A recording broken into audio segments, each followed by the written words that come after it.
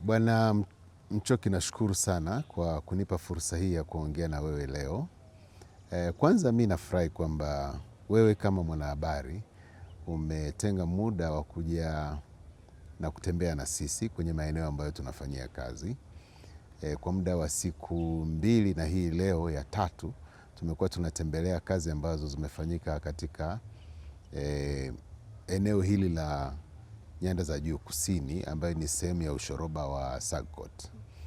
Na kama unavyofahamu sasa hivi kazi ambazo zilikuwa zinafanywa na SAGCOT, serikali iliagiza kwamba sasa hivi tupanue tuende kwenye shoroba zingine, hususan ushoroba wa Mtwara ambao unahusisha mkoa wa Lindi, Mtwara yenyewe pamoja na mkoa wa Ruvuma. Mkoa wa Ruvuma unahamia katika ushoroba wa Mtwara sasa hivi. Zamani ilikuwa iko kwenye eneo la ushoroba wa SAGCOT. Lakini vile vile ushoroba wa Kati ambao ni mkoa wa kuanzia mkoa wa Morogoro, sehemu ya mkoa wa Morogoro, Dodoma, Singida, tunakwenda Tabora mpaka mikoa ile ya Kigoma, Kagera, Simiyu, Mwanza, Shinyanga na Mara. Hiyo ni sehemu ya ushoroba wa Kati. Ni ushoroba mkubwa, unalingana kidogo na huu wa SAGCOT. Lakini ushoroba mwingine wa mwisho ni ushoroba wa Kaskazini ambao unahusisha mikoa ya Tanga, Kilimanjaro, Arusha pamoja na Manyara, yaani mikoa ambayo inapakana na nchi ya Kenya. Ushoroba wa kwanza kuanza kufanya kazi hapa nchini ni ushoroba wa SAGCOT ambao nimeufanyia kazi pamoja na wenzangu ambao tunahusika kwenye ubia wa SAGCOT kuanzia mwaka 2011.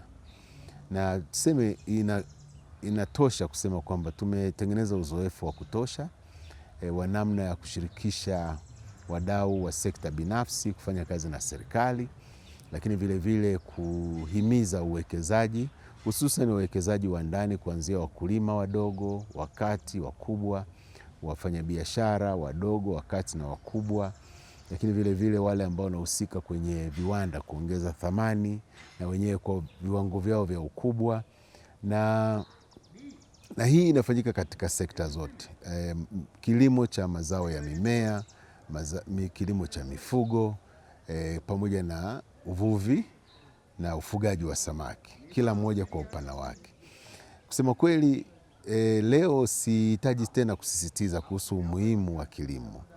Na huu utaratibu wa kutumia shoroba kwenye kuendeleza kilimo ni utaratibu ambao umewekwa kwa lengo la kutuwezesha kuwa na maeneo maalum ya kuzingatia wakati ambapo kazi za maendeleo ya kilimo yanavyofanyika. Moja ambalo ni la muhimu sana kuanzia mwanzoni ni namna ambavyo serikali imetambua umuhimu wa kushirikisha sekta binafsi. Wakati ule tulipokuwa tunaanza, hii dhana ilikuwa haijajulikana vizuri, lakini katika mipango ambayo imeandaliwa sasa hivi kuanzia Vision 2050 mpaka mipango ile ya long term perspective plan, ile mipango ya maendeleo ya miaka 5 pamoja na mipango ya kisekta, swala la ushirikishwaji wa sekta binafsi limepewa nafasi yake. Kwa mfano, katika maelekezo ambayo yametolewa na Mheshimiwa Rais wakati alipokuwa wasimika baadhi ya viongozi ambao wamechagua katika serikali yake, ameeleza kabisa kwamba 78% ya uwekezaji kwenye maendeleo ya nchi yetu yatafanywa na sekta binafsi, 12% itafanywa na serikali na 8% zitafanywa na washiriki wenzetu ambao wa maendeleo. Sasa hii inaonyesha nafasi ya private sector au sekta binafsi ilivyo kubwa katika maendeleo ya nchi yetu, na ile nafasi ya serikali ambayo kwa kweli inahusisha yale maeneo ambayo hayawezi yakafanywa na sekta binafsi kwa ufanisi, hususan vitu kama ujenzi wa miundombinu, usimamizi wa sheria, taratibu na miongozo iliyowekwa, lakini vile vile kuhakikisha kwamba kunakuwa na mazingira rafiki ya uwekezaji na kuweka taasisi na mifumo ambayo inasaidia maendeleo ya ambayo inabidi yapatikane. Na kwenye sekta ya kilimo tunaingia wakati ambapo tunasema katika utekelezaji wa dira 2050 kilimo kinabidi kiwe na uwezekano wa kutuwezesha kufikia uuzaji wa bidhaa zetu katika soko la nje ifikie $100 bilioni. itakapofika 2050, na hii inatokea wakati ambapo sasa hivi tuko chini ya dola bilioni 3. Kwa hiyo unaweza kuona nafasi ilivyo kubwa, gap ilivyo kubwa. Lakini vile vile tunataka tuwe na kilimo ambacho itakapofika 2030 kituwezeshe tufikie bilioni 10 kutoka kwenye viwango ambavyo vilivyoko sasa hivi kwenye mauzo ya nje kwa mwaka. Kwa hiyo kuna kazi kubwa sana, na ndio maana kuna umuhimu wa kufanya kazi kwa pamoja kati ya serikali, sekta binafsi na washiriki wetu wa maendeleo. Sasa kwenye ziara yetu ambayo tumeifanya katika mwezi huu wa 3 hapa katika mkoa wa Njombe na mkoa wa Iringa, tumeweza kuona namna ambavyo serikali ya mkoa, serikali ya wilaya kwa maana ya halmashauri, lakini vile vile wawekezaji walioko hapa kuanzia wakulima wadogo, wakulima wa kati na wale wakulima wakubwa wanavyoweza kushirikiana na serikali, lakini kushirikiana wao kwa wao kwenye uendelezaji wa sekta ya kilimo, mifugo na uvuvi. Lakini cha muhimu zaidi ambacho mimi nafikiri nitoe taarifa rasmi kwamba wakati tulipokuwa tunaanza miaka 10 iliyopita, swala la uendelezaji wa kilimo cha kibiashara, kilimo cha kisasa katika maeneo haya ya mikoa ya Nyanda za Juu Kusini yalikuwa hayajashika moto au hajapewa nafasi katika kiwango cha uelewa kilichoko sasa hivi. Tumefanya kazi kwenye aina mbalimbali za mazao ya mifugo, mazao ya mimea na vile vile kwenye eneo la uvuvi kidogo, hususan kwenye ufugaji wa samaki. Na ukiangalia kwenye maeneo ambayo sekta binafsi inapenda kuwekeza sasa hivi ni katika mikoa hii ambayo iko katika SAGOT. Wakati ule zamani mazao kama sasa hivi zao maarufu sana ni parachichi, na ni kwa sababu wakulima wamefanikiwa. Mkulima mdogo, mkulima wa kati na mkulima mkubwa wamefanikiwa sana katika mnyororo mzima, kuanzia uzalishaji wa miche, upandaji, utunzaji, mavuno yanayopatikana, lakini vile vile kwenye masuala ya ushauri, ujenzi wa viwanda vya kufanya packaging kwa ajili ya export au uuzaji nje wa parachichi au avocado ambazo ni ziko fresh. Lakini vile vile kuna uwekezaji wa utengenezaji wa mafuta ya parachichi. Sasa hivi tunaambiwa kwenye utengenezaji wa mafuta ya parachichi kuna viwanda 6 ambavyo vimeshajengwa sasa hivi. Kwa hiyo hata ile parachichi ambayo ilikuwa haistahili kuuzwa nje sasa hivi inanunuliwa na kupelekwa kwenye soko. Sasa twende kwa undani tuangalie ni namna gani mkulima anaweza kabadilika maisha yake. Mimi napenda sana kutumia mfano wa wakulima ambao tulianza nao katika kijiji cha Lusitu ilichopo Njombe TC katika mkoa wa Njombe. Tulipofika pale mwaka 2015 2016 tulikuta pale kijijini walikuwa kuna kikundi cha kufa na kuzikana. Walikuwa ni wakulima kama 40 hivi ambao walikuwa kwenye kile kikundi. Kusema kweli ulikuwa ukiwatizama ni kama watu ambao wamejenga umoja wa kusubiriana mwisho wa maisha, then wanasaidiana namna gani, na haukuwa ni umoja wa kujiendeleza.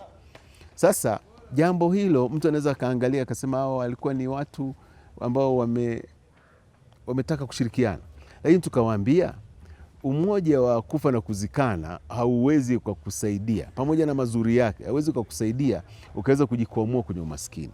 Kile kijiji kilikuwa kimewekwa ndani ya mpango wa TASAF, na unanielewa nikisema TASAF, kama kijiji kinaingia kwenye mpango wa TASAF na wale wakulima wengi wao walikuwa chini ya huo utaratibu ni watu wa kiwango cha umaskini.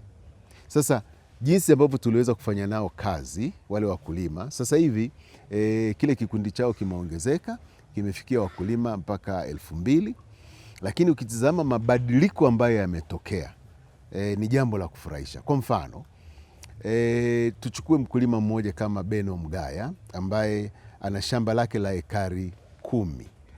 Lile shamba la ekari 10 amepanda maparachichi mwaka ule wa 2016 kwa spacing ambazo tulikuwa tunazitumia, ana miti yake kama 600. Lakini tulimfundisha namna ya kulima vizuri parachichi. Ile miti yake sasa hivi ambayo ina umri wa miaka 10 plus, toka 2016 mpaka leo inakaribia miaka 10, mti wake mmoja unamzalishia matunda ya wastani wa kilo 300. kilo 300. Kila kilo moja mwaka huu ameuza kwa shilingi 2500. Na hiyo ni parachichi safi ambayo ni export quality ya kuweza kuuzwa kwenye soko la dunia. Parachichi nzuri kabisa. Na kila kwenye hiyo miti yake 600 ukizidisha kilo shilingi 2500, amezalisha kilo 300 kwa mti na ana miti 600. Kipato alichokipata kabla ya kuondoa gharama zake ni sawasawa na shilingi milioni 450. Na hapo hatujazungumzia shamba lake lingine la karibu eka 6 ambalo analima viazi mviringo, na hilo shamba linasimamiwa na mke wake Mama Mgaya.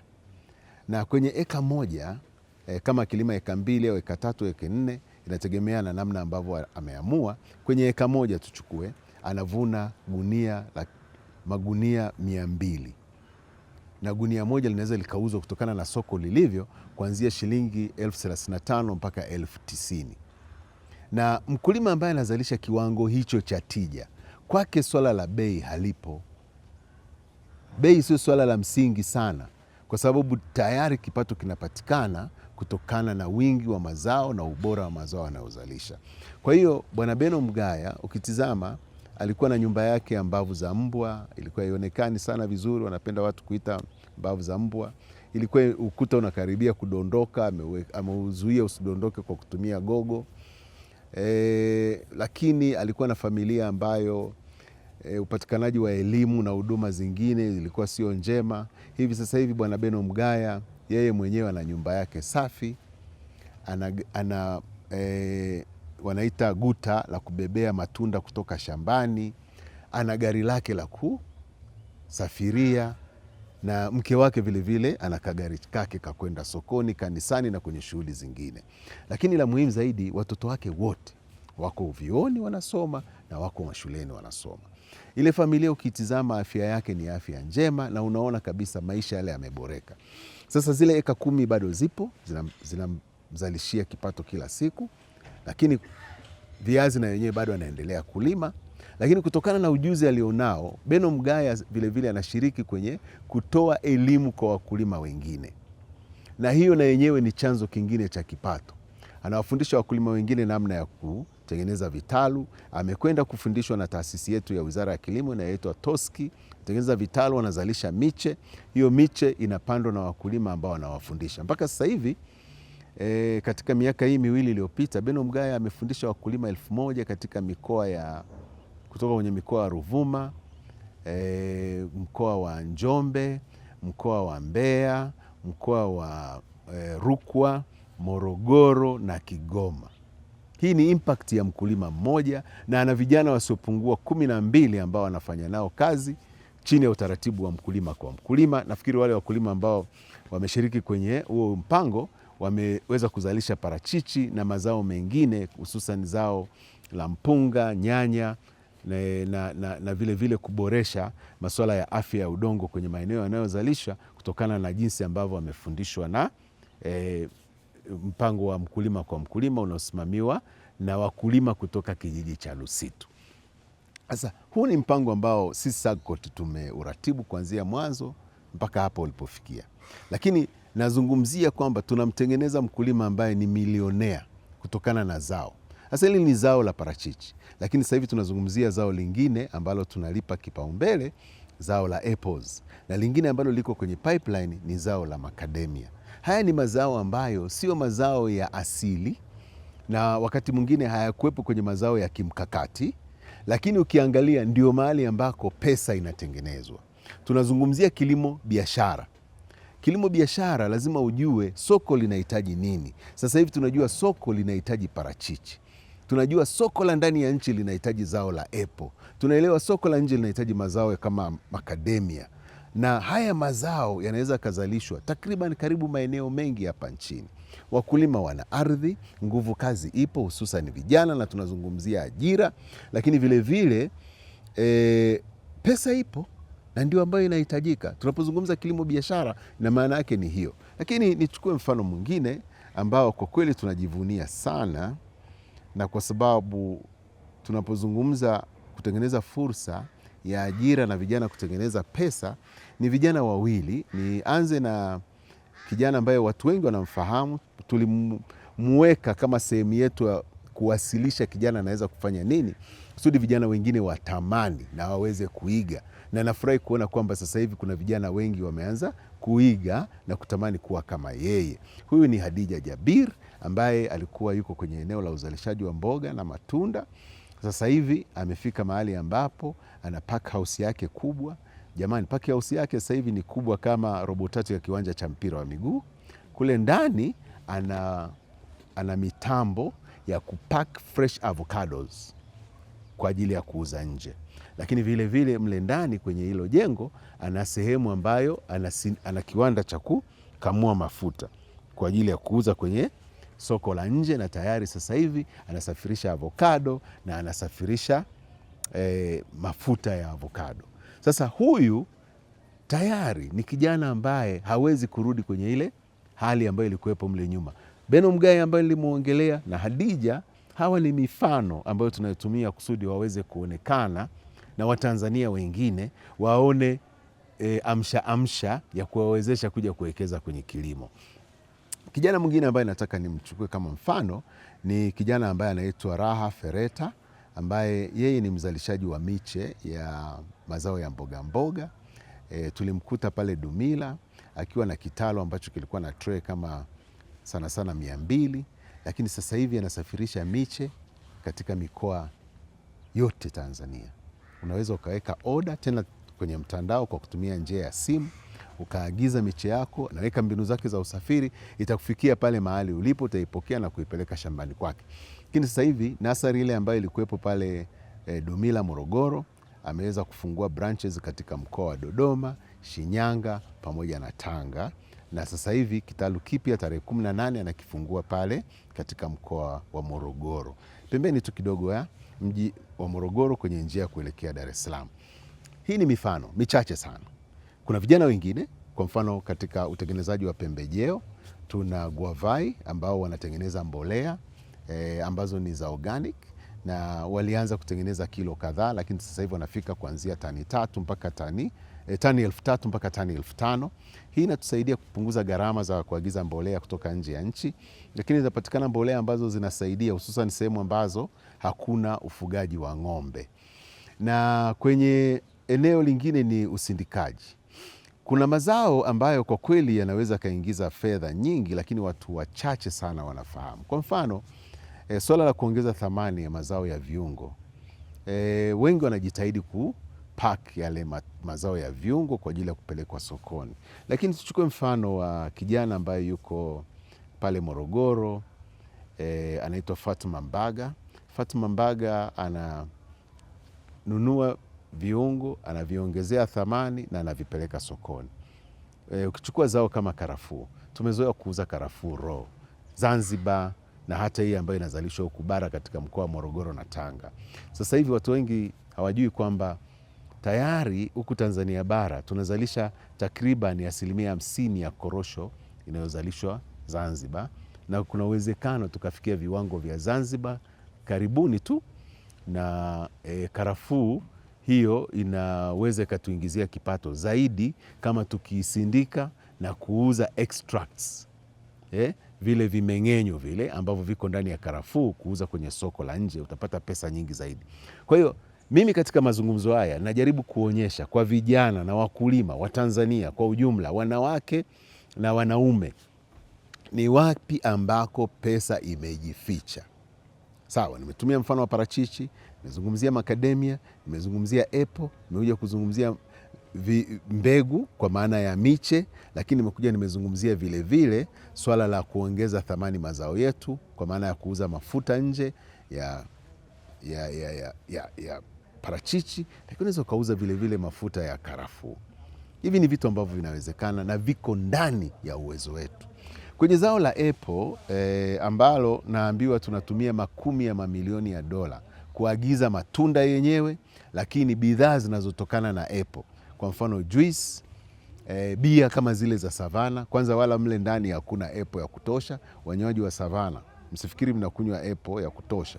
Tunaweza tukatengeneza bia ya aina ya savana hapa nchini inayotokana na matunda ya kweli. Kwa hiyo tunakula matunda, tunakunywa bia iliyotengenezwa na apple, lakini vile vile kuna juice fresh, cold pressed, yani imekamuliwa katika njia ya asili. Lakini matunda yale vile vile yanaweza yakakaushwa, ukala wale matunda, tukatengeneza jam, tukatengeneza siki kutokana na hilo tunda. Kwa hiyo tunapunguza ule mzigo wa kuagiza mazao ambayo yanaweza yakazalishwa hapa nchini, na yote hiyo tunayofanya inaongeza thamani mazao, lakini tunatengeneza ajira.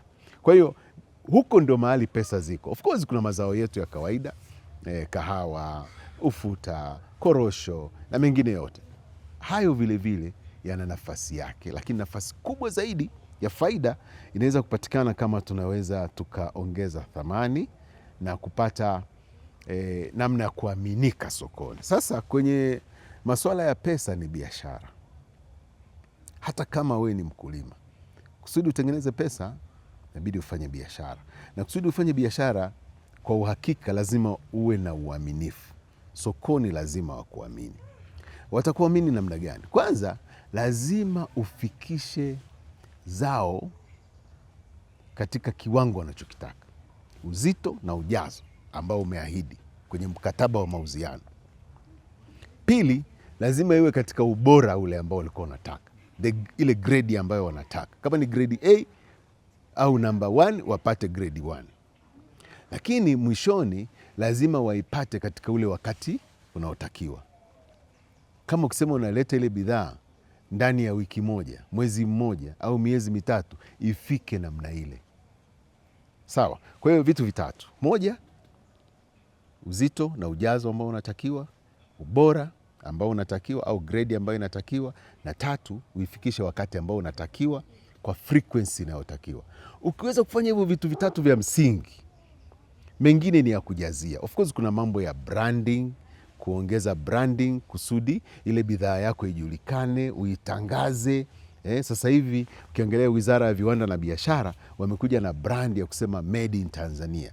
Kwa hiyo bidhaa ya Tanzania itakuwa inajulikana, a product of Tanzania. Kwa hiyo mtu anapotaka kwenda kununua apple, kwa sababu ina ubora na inatakiwa na inapatikana wakati ule unaotakiwa, nijua akienda pale atakuta apple iliyotengenezwa Tanzania sokoni pale, iwe ni Masaki, iwe ni Morogoro, iwe ni Dodoma, ananunua apple ya Tanzania na anajua ile imezalishwa katika ubora unaotakiwa, ina ladha ambayo anaifahamu. Mlaji wetu wa nje kule anayekula parachichi ataona kuna lebo product of Tanzania or made in Tanzania. Unaona? Kwa hiyo anajua kuna ubora na ladha ambayo inatakiwa. Sasa ile brand yenyewe inaweza ikaongeza hata bei ikawa mara 2. Sasa na ile bei kule sokoni inapokuwa kubwa, ndio uwezo hata wa mnunuzi anaenda kununua kwa mkulima, kumpa bei kubwa mkulima inapopatikana. Kwa hiyo na hii ni jambo la ukweli na muhimu kwa mazao mengine yote. Kwa hiyo hapa nilikuwa najaribu kuelezea ni wapi pesa ipo katika masuala ya kilimo, mifugo na uvuvi. Kwenye upande wa mifugo, mimi napenda nitoe pongezi kubwa sana kwa uwekezaji ambao umefanyika kwenye viwanda vya maziwa. Sasa hivi katika mkoa huu wa Iringa kuna kiwanda kikubwa sana kinajulikana kama Asas Dairy. Kile kiwanda kinaweza kusindika tani karibu 400,000 kwa siku. Ukilinganisha na wakati pokuwa tumeanza ilikuwa lita 400,000 kwa siku. Wakati tunaanza ilikuwa karibu lita 12,000. Sasa hivi imeongezeka na wanafanya kazi na wakulima wanaofikia karibu 12,000. Kwa hii ni ajira. Unajua maziwa unapouza ni kila siku pesa inaingia. Alafu ukiwa na ng'ombe bora ambaye anaweza akatoa maziwa kuanzia lita 5, 10, 15 kwa siku. Hapa ni kipato ambacho akipungui kati ya shilingi 5,000 mpaka 15,000 kwa siku. Ni kazi ngapi zinaweza zikakulinda namna hiyo? Kwa hiyo kampuni ambazo zinatoa fursa kama hizo kwa wakulima ni jambo jema. Lakini lingine ambalo la muhimu sana ni kwamba sasa hivi kiwanda kile kimeanza kutengeneza maziwa ya unga. Watu wengi sana, na ni muhimu tufahamu, maziwa mengi ya unga ambayo yanatumika hapa nchini yanaagizwa kutoka nje. Wakati ambapo tuna ng'ombe na tunazalisha maziwa kwa mabilioni ya lita kwa mwaka. Ni swala la kuweka mifumo tu. Kwenye kiwanda nataka maziwa yawe kwenye ubora unaotakiwa, wingi unaotakiwa na yafike kwenye siku ambayo inatakiwa. Yale maziwa yale yanaweza kaongezwa thamani na mkulima akapata kipato na akatajirika kutokana na mifugo. Sasa hili tumeliona hapa Iringa, na wananunua maziwa kuanzia Mbeya mpaka huku Njombe na sehemu nyingine, na huu mfano unatumika sasa hivi. Tunaona uwekezaji ambao unafanyika hapa Iringa. Kuna kiwanda kingine kama hiki cha Shefa, na wenyewe wanafanya hivyo hivyo. Soko la ndani linaanza kupata bidhaa ya maziwa inayotokana na wakulima wa Tanzania, na naishukuru serikali, hasa Wizara ya Mifugo, lakini vile Wizara ya Kilimo kwa kuweka mifumo ambayo inasaidia kumlinda mzalishaji wa Tanzania, kwa sababu bidhaa kama maziwa, mayai, usipolinda uzalishaji wa hapa nchini kwa utaratibu wa sera na masuala ya kodi, hususan zile bidhaa zinazoingia nchini, hawa wakulima hawa wanaweza wakaharibiwa soko na uingizaji wa kiholela wa bidhaa kama hizo kutoka soko la nje. Kwa hiyo kwa Wizara ya Kilimo, Wizara ya Mifugo, Viwanda na Biashara, lakini vile muhimu kwenye utungaji wa sera, kanuni na taratibu za kisheria zinazosimamia masuala ya kodi kwenye Wizara ya Fedha, wameweza kuweka mazingira ambayo yanasaidia mzalishaji wa Tanzania aweze kuongeza uzalishaji katika namna ambayo ni ya ushindani. Sasa tunaomba hili swala la sera na taratibu za namna hii liangaliwe kwa karibu kusudi liweze kuwa linatabirika. Ushauri ambao tulikuwa tunautoa ni kwamba ni afadhali kuwa na sera mbovu lakini inatabirika kuliko kuwa na sera nzuri lakini haitabiriki, kwa sababu mwekezaji kama sera haitabiriki anashindwa kufanya maamuzi ya kuwekeza. Lakini pale ambapo sera inapotabirika na ikawa nzuri, utaona uwekezaji utafanyika sana. Kwa mfano kwenye masuala ya ufugaji wa kuku, baada ya serikali kutunga sheria na taratibu na kuweka sera ambayo inamsaidia mfugaji wa Tanzania aweze kufuga kwa ufanisi, utengenezaji wa vyakula vya mifugo, vyakula vya kuku vinapatikana vizuri tu sasa hivi na viwanda vimejengwa, lakini uzalishaji wa wale vifaranga wanaita day old chicks, hiyo yote imeweza kufanyika kwa sababu ya sera, kanuni na taratibu ambazo zimesaidia kutia hamasa kwenye uwekezaji wa namna hiyo. Kwa hiyo kwa ufupi sana, kuna pesa, na hiyo pesa inaweza ikatengenezwa kwa uhakika kunapokuwa na ushirikiano kati ya serikali na sekta binafsi, na tunapata michango kutoka kwa wadau wa maendeleo. Kwa hiyo sisi ambao tuko katika AGCOT ambayo zamani ni SAGCOT, tunafarijika sana kuona maendeleo kama haya yanafanyika, hasa baada ya kufanya kazi katika kipindi kisichopungua miaka 14-15 sasa hivi tangu tulipokuwa tumeanzishwa.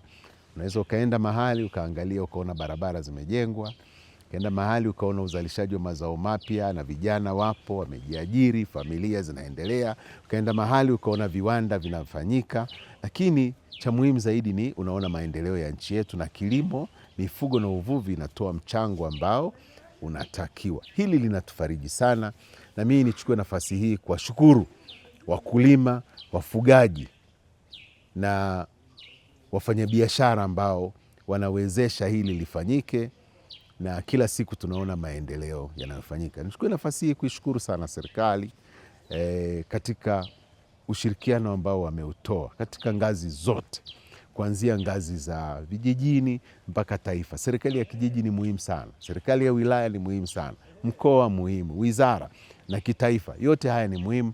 Tunapokaa pamoja, tunapofanya mipango yetu kwa pamoja, ndio imewezesha haya yakafanyika katika maendeleo ambayo tunaona sasa hivi. Sasa nimalizie tu kwa kusema kwamba huu ni mwanzo wa safari, na ushoroba huu wa SAGCOT na mafanikio ambayo yamo humu ni mwanzo wa safari, lakini ni mwanzo ambao ni muhimu utumike kama darasa la kuja kufundisha wale ambao tutakuwa tunafanya nao kazi katika hizi shoroba zingine, Mtwara, Kati na ile ya kaskazini. Waje wajifunze, waangalie ni nini ambacho kimefanyika hapa na nini ambacho wanaweza kwenda kufanya katika maeneo yao, kwa sababu kwenye hizi shoroba zingine vile kuna fursa, sio lazima zifanane na hizi ambazo ziko katika ushoroba huu wa SAGCOT. Kuna fursa maalumu ambazo ziko kule. Nitoe mfano. Kwa mfano, katika ushoroba wa Kati kuna zao moja ambalo ni la muhimu sana na inawezekana likawa na thamani kubwa sana kuliko mazao mengine hapa nchini, na halijafanyiwa kazi vya kutosha, au pengine usema lifanyiwa kazi kidogo sana. Zao la embe huwa napenda kulizungumzia sana hili zao. Biashara ya embe duniani ya ndani ya nchi na ya kimataifa kwa ujumla wake kwa mwaka zinafikia mpaka dola bilioni 90. Hii inawezekana ikawa ni mara 2 au mara 3 ya mazao mengine kama mazao kama korosho, futa na mengine. Tanzania tunazalisha embe zisizopungua tani 700,000 kwa mwaka, lakini tunauza kidogo sana kwenye soko la dunia. Sawa, na unapoona kwamba soko lipo, na muhimu zaidi ni kwamba Tanzania tunazalisha embe wakati nchi zingine ambazo zinazalisha maembe hazina mazao ya kuuza kwenye soko la dunia, hususan nchi kama India, Malaysia na huko nchi za Latin America. Wakati huo hawana maembe kwa sababu wao wako kwenye Northern Hemisphere. Sisi tunazalisha huku kusini mwa Equator. Wakati maembe yetu yanapokuwa yako tayari dukani huko Ulaya na nchi za Mashariki ya Kati, hata India, hakuna maembe. Kwa hiyo tunaweza tukauza kwa bei ya karibu mara 2 ya bei ambazo zinauzwa wakati ambapo kila mtu amevuna maembe. Sasa hii mikoa ya kati mpaka mikoa ya kusini huku mpaka kuelekea ukanda wa ziwa, kila mahali unapoenda utaona mti wa mwembe umekuwa, unastawi na unazaa vizuri. Sasa swala ni kuweka mifumo ambayo itatuwezesha wafanyabiashara na vijana waingie kwenye swala la kukusanya na kupeleka sokoni. Tulipokuwa tunaanza SAGCOT katika hii mikoa ya nyanda za juu kusini, zao la parachichi lilikuwa lina tatizo kama hili la embe. Hakuna mnyororo wa thamani wa zao la parachichi, lakini kutokana na juhudi ambazo tumezifanya na maongezi kama haya yaliwaelimisha watu na uwekezaji umefanyika, sasa hivi zao la parachichi bei imepanda kutoka kilo 250 shilingi 250 mpaka 300 wakati tunaanza, mpaka wastani wa shilingi 2500. Sasa kazi tulionayo katika hizi shoroba zingine ni mazao kama hayo ya embe yaweze kupatikana na kufanyika kwa wingi kwenye mfumo ambao utapeleka sokoni, kwenye soko la ndani na soko la nje. Sayansi na teknolojia ya kufanya hiyo tunayo. Taasisi zetu TPHPA na zile zingine kama COPRA na zingine zinaweza zikahusika kwenye hii, lakini vilevile TAHA ambao wanafanya kazi kubwa sana uendelezaji wa mazao ya bustani na matunda, wana nafasi kubwa sana ya uendelezaji wa zao kama hili. Wakulima wana interest sana, tumefanya mikutano nao katika maeneo yao ya kilimo, hususan katika mkoa wa Pwani, Dar es Salaam, Mtwara na Lindi, na kwenye mikutano yetu ambayo tulikuwa tunafanya kuhamasisha upelekaji wa AGCOT katika hizi shoroba mpya, mazao kama haya yaliongelewa. Na hilo ni zao. Ukija kwenye mifugo, hali kadhalika uzalishaji wa malisho, kuongeza maziwa, lakini ranching. Kuna viwanda ambavyo vimejengwa vya kupeleka nyama, kuchinja na kupeleka nyama sokoni. Hakuna ng'ombe wa kutosha. Kwa hiyo kutengeneza mfumo wa kimazingira ya uzalishaji wa ng'ombe kisasa kusudi iweze kwenda kwenye abattoir au machinjio, alafu yaende kwenye soko ambalo linahitaji nyama. Hapa nchi za Kiarabu kuanzia Saudi Arabia mpaka zingine zote zinahitaji sana nyama kutoka kwenye haya maeneo yetu, na hata nchi nyingine za Afrika zilizotuzunguka kama DRC tunaweza tukawauzia nyama ya ng'ombe na bidhaa zingine nyingi vizuri tu. Zao lingine ambalo linaweza likaangaliwa kwenye mifugo ni ngozi. Ngozi ambayo imeongezwa thamani kwenye soko la dunia ni kipato kikubwa sana, na utendaji wetu kwenye ile eneo bado hatujalitendea haki jinsi ambavyo inapaswa. Kuna juhudi zinafanyika, lakini tunaweza tukafanya zaidi. Vile vile kwenye ufugaji wa samaki, fursa kubwa sana ukanda wa ziwa na maeneo mengine humu nchini. Kuna wafugaji ambao wanafuga samaki kibiashara, hata Dodoma ambako tunafikiria kwamba ni maeneo makame, na yanaweza kutoa ajira, fursa nyingine nyingi tu za uzalishaji wa chakula, vifaranga vya samaki. Lakini sasa hivi Tanzania inaagiza samaki kutoka mataifa ya Asia, China na sehemu nyingine, kitu ambacho tunaweza tukakifanya hapa, na unaweza kukuta ile mbegu ya samaki wanaotuletea Sato na wengine walichukua kutoka hapa kwetu. Kwa hiyo sasa hivi inabidi tugeuze meza, sisi ndio tupeleke kule, kwa sababu hata ukisikia viongozi wetu na rais anasema Tanzania imefika wakati sasa tuilishe Afrika Mashariki, Afrika na dunia. Na nikwambie, kama tutafika mahali tutakapofika 2050 tukazalisha kwenye viwango vya kuuza kama dola bilioni 100 kwa mwaka kuuza nje, Tanzania itakuwa inailisha dunia. Mjadala ambao unaendelea kuhusu mbegu, kusema kweli, mimi kama mtaalamu wa kilimo na nimefanya kazi kwenye masuala ya kilimo maisha yangu yote, kuna mambo mengi ambayo yanahusiana na taaluma na mambo ya uzalishaji wa kilimo. Na kilimo unaweza ukafanya kilimo cha kujikimu, cha kujitosheleza mwenyewe, au ukafanya kilimo cha biashara. Na katika vitu vya msingi ambavyo inabidi vifanyike ni vitu kama vitatu. Moja, kama uko kwenye eneo la uzalishaji, hakikisha ardhi yako ina rutuba na ina afya ya kutosha na ina viinilishe vitakavyoweza kufanya mmea wako kastawi. Sasa swala la afya ya udongo, hili ni somo tosha ambalo tutakuja kulizungumza baadaye. Lakini kitu cha pili ambacho ni cha muhimu sana ni vipando gani unavitumia, kwa maana ya mbegu. Iwe ni mbegu ile ambayo ni mbegu punje au ni mbegu ambavyo ni seedlings, wanaita vipando, ile mimea midogo ambayo utaitumia kwa ajili ya kupanda. Lazima iwe katika ubora na afya ambayo inatakiwa hiyo mbegu. Lakini la msingi ni kwamba ni muhimu utunze ule mmea wako ukae katika afya njema ambayo itaiwezesha kuzaa katika wingi na ubora unaotokana na vinasaba vilivyoko ndani ya ule mmea, ndani ya ile mbegu, ile productive potential ya ule mmea. Hivyo ni vitu vya msingi sana. Na baada ya pale, of course, ni kuvuna na mambo mengine yale ya masuala ya usimamizi wa bidhaa katika ubora wake, baada ya post harvest manage mpaka itakapofika sokoni. Hivi ni vitu vitatu vya muhimu sana: udongo, aina ya mbegu, utunzaji wa ule mmea na matunzo baada ya kuvuna na kupeleka sokoni. Kama utaongeza thamani na vitu vingine, hivyo ni bora. Sasa turudi hapa kwenye mbegu. Kuna mbegu na mazao ya aina mbalimbali kwenye kilimo cha kujikimu. Kwa miaka mingi na maeneo mengi, wakulima wamekuwa wanazalisha na kutumia mbegu ambazo wamezirithi kutoka kwa mababu, vizazi na vizazi. Lakini katika miaka ya karibuni, sio siku nyingi sana, miaka kama 40-50 sasa hivi, 40-50, wizara na serikali imehamasisha matumizi ya mbegu bora. Kukawa na mfumo ambao ni wa kisheria na taratibu, utaratibu wa kuzalisha na kuuziana, biashara ya mbegu, ambako kuna mbegu chotara ambazo zinazalishwa na zinazalisha mazao mengi. Lakini kuna mbegu zingine zilizoboreshwa, wanaita OPV, na zenyewe zipo katika mfumo wa mbegu, zinazalishwa, wakulima wanauziwa na wanaweza wakazalisha mazao mengi kwa tija. Sasa ukweli ni kwamba kwenye baadhi ya mazao ukitumia mbegu chotara unapata tija kubwa zaidi kuliko kutumia mbegu ambazo sio chotara. Hii inatokana na ushahidi ulioko ndani ya sayansi ambao unaitwa hybrid vigor.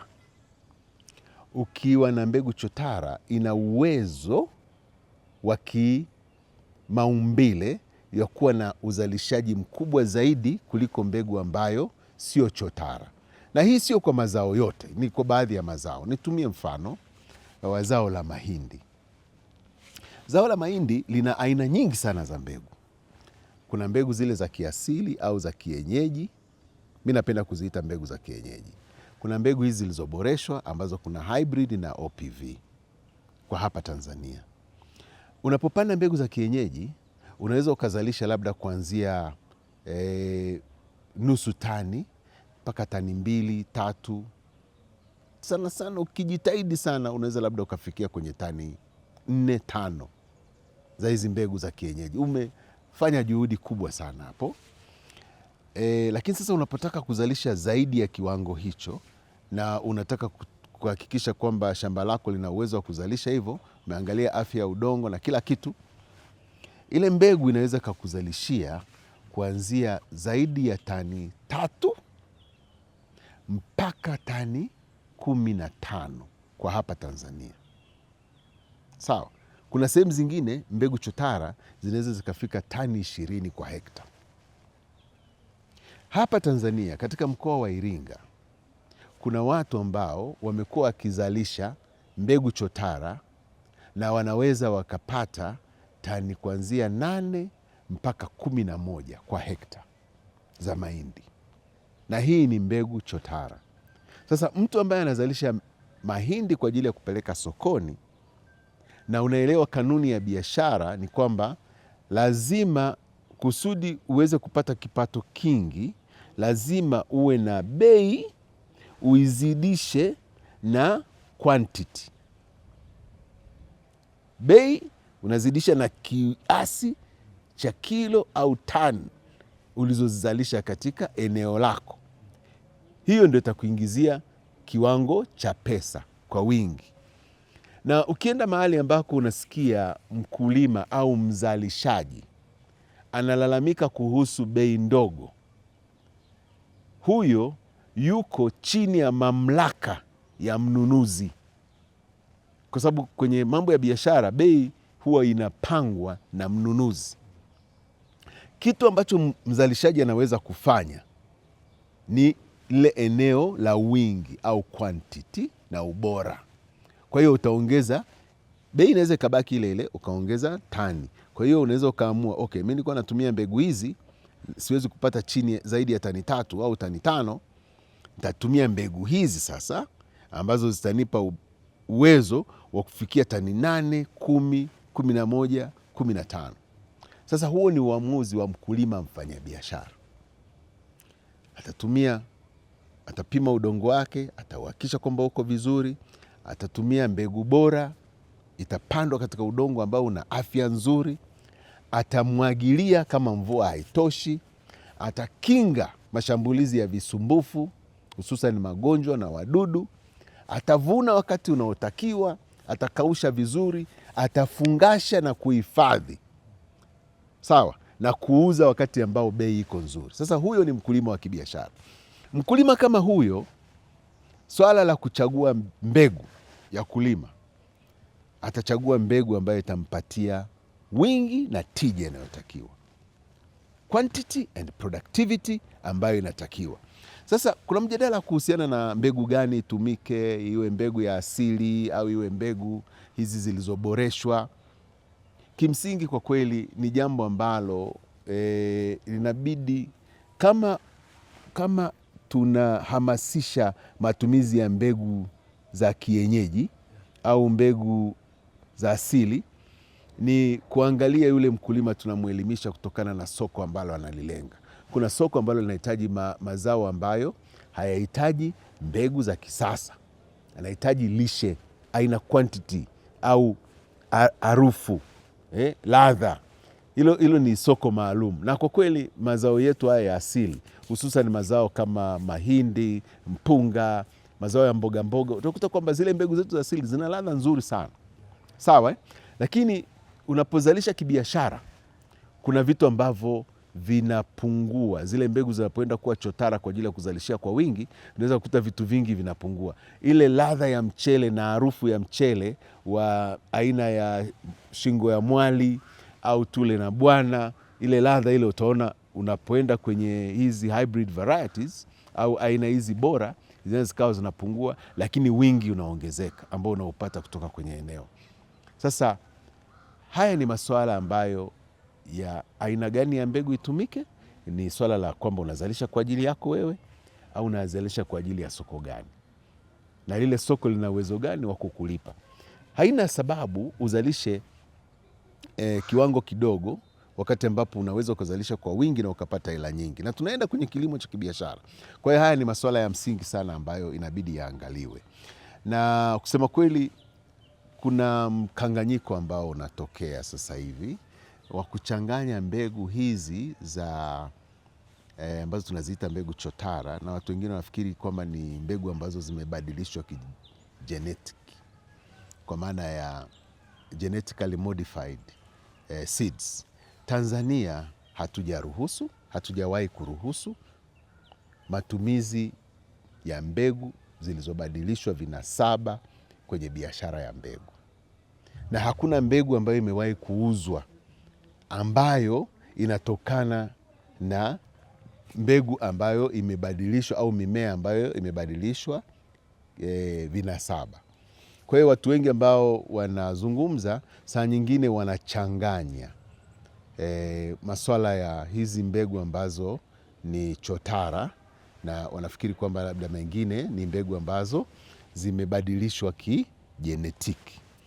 Kwa hiyo ufafanuzi huu ambao nimetoa nafikiri utachangia kwenye mjadala ambao upo, na ni mjadala ambao kwa kweli unafurahisha, kwa sababu unapanua uwezo wa wananchi, wakulima na walaji kufahamu ni aina gani ya chakula ambacho anakila na kinatokana na mbegu au mimea namna gani.